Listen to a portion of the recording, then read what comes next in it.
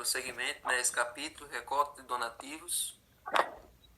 E o tópico de hoje continua essa história de Neemias, né? Temos algumas lições que nós aprendemos aqui da vida de Neemias, que os homens de Deus precisam ser homens de oração, precisam ser homens de coragem, e entender que a gente enfrenta obstáculos ao longo do caminho, né? A gente enfrenta oposição, e os mesmos desafios de Neemias são os desafios de hoje, né? Os mesmos desafios que Neemias enfrentou, a gente enfrenta hoje, embora seja outra situação. Então, deixa eu fechar esse áudio aqui. Não consegui. Então, olha só. Nós vimos aí a oposição que Neemias estava enfrentando. Enfrentando ali por parte de Tobias, de Gesem, de Sanbalate, né? E Neemias estava encontrando esses obstáculos, e aqui no livro conta que, em segredo e em silêncio, Neemias completou o circuito dos muros. Declara ele: não souberam os magistrados aonde eu fui, nem o que eu fazia, porque ainda até então nem aos judeus, nem aos nobres, nem aos magistrados, nem aos mais que faziam a obra, tinha declarado coisa alguma. Qual o Nesse subtítulo? penoso exame, não desejava ele atrair a atenção nem de amigos, nem de inimigos, que já é Ellen White, né? Para que não se criasse uma agitação e surgisse boatos que pudessem derrotar ou pelo menos estorvar a obra. Então Neemias ele decidiu avaliar a situação da cidade, sozinho. Ele não levou ninguém com ele, porque as pessoas podiam ficar tirando o raciocínio dele, poderiam ficar dizendo: tá vendo, Neemias, olha ali, um negócio desse não tem como a gente reconstruir. Ó, Neemias, tá vendo que não tem como a gente fazer isso só com esse punhado de gente que tá com a gente, tá vendo que não tem como fazer isso? Então ele não deixou ninguém ficar enchendo a cabeça dele de, de coisas para baixo, de palavras para baixo que ficassem atrapalhando a mentalidade dele. Ele decidiu sozinho avaliar o problema. Ele decidiu sozinho avaliar a situação da cidade. E como ele fez isso? Neemias dedicou o restante da noite à oração. De manhã, teria de fazer sério esforço para despertar e unir seus compatriotas desanimados e divididos. Então, Neemias tinha três problemas. Primeiro, a cidade estava toda quebrada, e a cidade era grande, era uma cidade. Jerusalém era uma cidade imensa. E mais, Jerusalém teve uma glória, teve um a primeira Jerusalém, essa Jerusalém que foi destruída por Nabucodonosor, ela tinha sido existia desde o tempo de Davi, desde antes do tempo de Davi, só que Davi aumentou, Salomão aumentou mais ainda, e você sabe que Salomão era exagerado, Salomão encheu a cidade de riquezas, e o templo era uma das maiores maravilhas do mundo antigo, o templo de Salomão, e a cidade era uma coisa, né? Então, essa cidade belíssima de Jerusalém tinha sido destruída. E as pessoas que voltaram do cativeiro, elas estavam muito desanimadas, estavam muito depressivas. Porque em Esdras conta que quando aquele povo voltou, eles olharam para a construção destruída e eles choraram tão alto que as pessoas que moravam perto, os povos que moravam ali nas proximidades, eles ouviram o choro de longe daquele povo, dos mais velhos que tinham visto o templo ainda no seu auge e agora estavam vendo tudo destruído. Então Neemias tinha que ver a realidade da cidade destruída, o povo que estava desanimado e os inimigos que estavam o tempo todo tentando atrapalhar a obra. Ele tinha esses três problemas. E agora ele precisava bolar uma estratégia para animar o povo a construir a cidade. Então, embora Neemias estivesse no desempenho de uma comissão real, que requeria que os habitantes cooperassem com ele na reconstrução dos muros da cidade, ele preferiu não confiar no mero exercício da autoridade. Ele poderia chegar no dia seguinte e dizer assim: olha, eu fui mandado pelo rei, e seguinte, vocês vão ter que começar a construção amanhã. Eu não quero moleza não. Negócio de choro, negócio disso, aquilo. Eu não quero moleza não. Eu quero que vocês comecem. Eu quero que vocês amanhã criem coragem e vão construir a cidade. Você acha que o povo iria se sentir motivado dessa maneira? Será que o povo ia dar ouvidos a Neemias se ele chegasse dessa maneira tão direta? O povo não estava com motivação. O povo passou 70 anos escravo. Eles não estavam com pique para nada, eles não estavam com vontade de fazer nada, eles estavam, principalmente depois de ver aquela situação da cidade, eles estavam muito para baixo. Então foi o que Neemias fez. Procurou antes ganhar confiança e simpatia do povo, bem sabendo que a união de corações como de mãos era indispensável ao êxito na grande obra que empreendera. Então ele preferiu ganhar a confiança do povo. Ele disse: eu vou ganhar o coração deles. Eu vou vou colocar eles para cima, eu vou motivar eles. Então o líder faz isso. O líder não impõe. O líder, o líder ele é humano. Ele motiva, ele sabe detectar o problema, sabe detectar a deficiência dos seus liderados e incentivar eles a desenvolver naquilo. Então são grandes lições de liderança que a gente aprende com Neemias.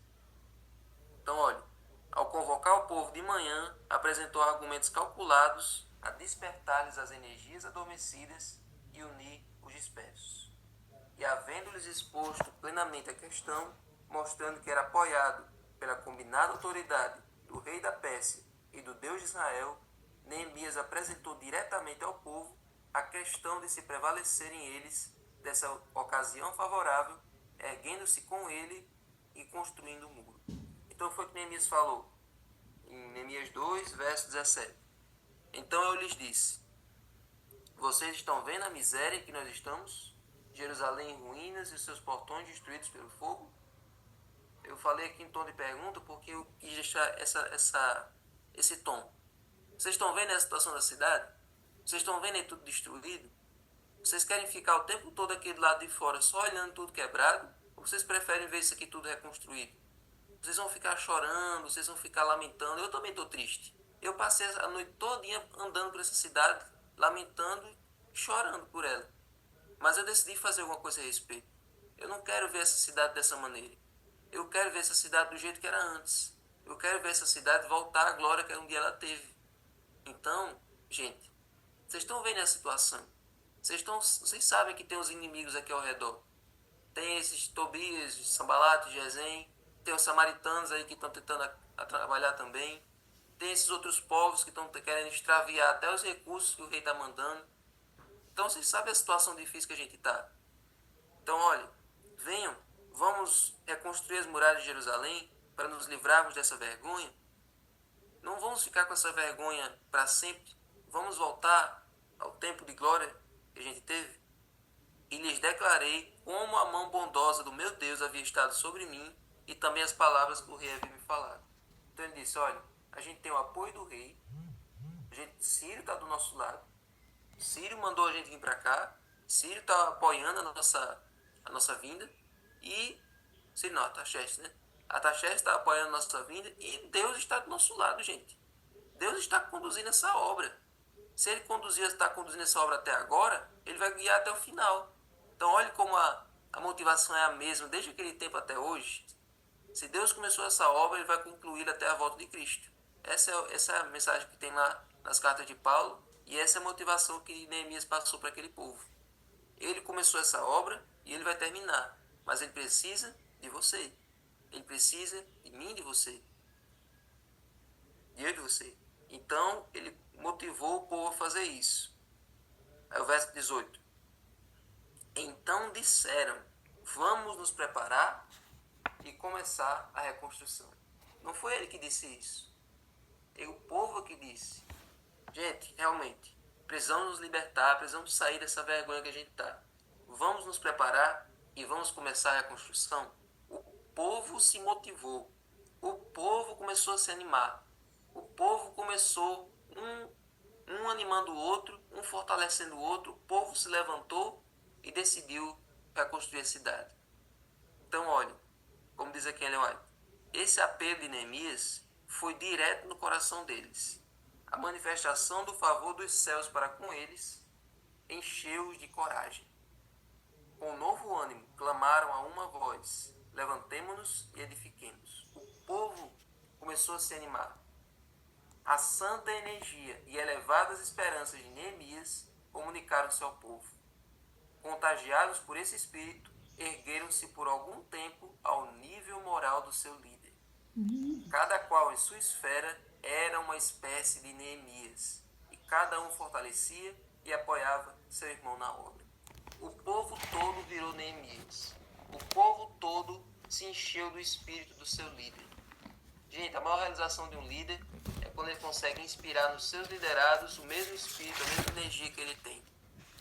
Às vezes a gente se frustra, muitos líderes se frustram nas igrejas porque às vezes só o ancião, só o diácono, só o líder da igreja que tem a disposição de pregar, que tem aquela motivação de ir para o campo, e às vezes ele vê a igreja toda sem a motivação que ele tem. Isso é muito triste. Mas quando um líder consegue inspirar os seus liderados, inspirar os seus membros a ter a mesma paixão que ele tem, a ter a mesma força de vontade que ele tem, isso é a maior realização para ele.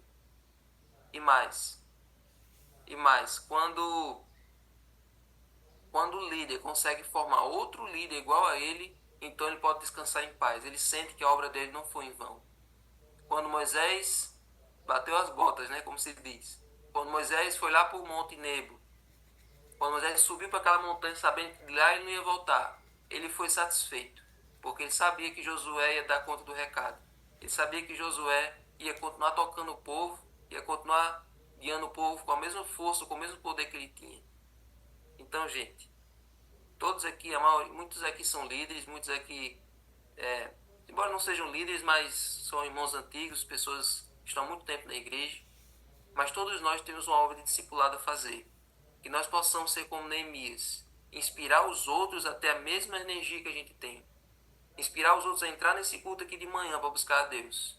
Inspirar nossos irmãos da igreja a ter essa mesma disponibilidade, essa mesma disposição para buscar a Deus e ir para o campo, ir para a ação. Então, gente, vamos aprender a ser como Neemias, a motivar pela palavra e pelo exemplo. Amém? Vamos orar? Senhor Deus, muito obrigado, Senhor, por essa mensagem do livro. Obrigado, Foi, Deus. sem dúvidas, marcante na nossa vida.